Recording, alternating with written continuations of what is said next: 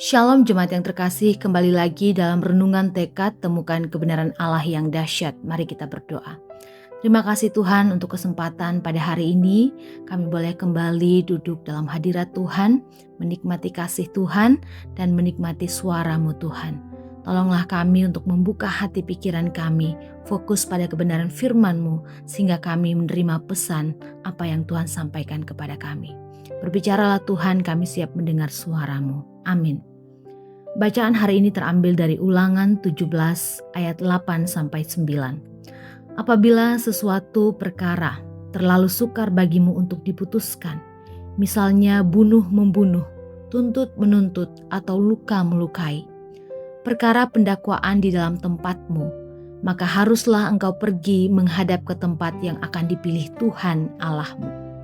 Haruslah engkau pergi kepada imam-imam orang Lewi dan kepada hakim yang ada pada waktu itu, dan meminta putusan. Mereka akan memberitahukan kepadamu keputusan hakim.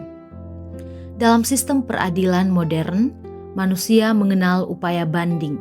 Ketika putusan terasa belum adil, masih ada jalan menuju tingkat yang lebih tinggi. Jenjang peradilan yang dikenal di Indonesia adalah pengadilan negeri, pengadilan tinggi, Mahkamah Agung, dan peninjauan kembali. Mengapa jenjang ini diadakan? Kemungkinan ada kasus yang terlalu rumit, terlalu berat, dan terlalu sensitif untuk diselesaikan.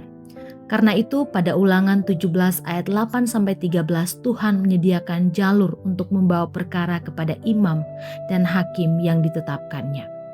Di sini kita melihat bahwa Tuhan bukan Allah yang menginginkan kekacauan, melainkan Allah yang menata kehidupan umatnya dengan keteraturan dan otoritas yang jelas. Jadi inti perikop ini bukan hanya tentang adanya lembaga pengadilan yang lebih tinggi, melainkan tentang sikap hati yang taat kepada keputusan yang benar. Tuhan memerintahkan umatnya untuk melakukan menurut putusan itu, tidak menyimpang ke kanan atau ke kiri, sebab menolak keputusan yang sah bukan sekedar membantah manusia, tetapi juga memberontak terhadap tatanan Tuhan sendiri. Ketika ketaatan ini dipegang, seluruh bangsa belajar takut akan Tuhan dan tidak lagi berlaku terlalu berani.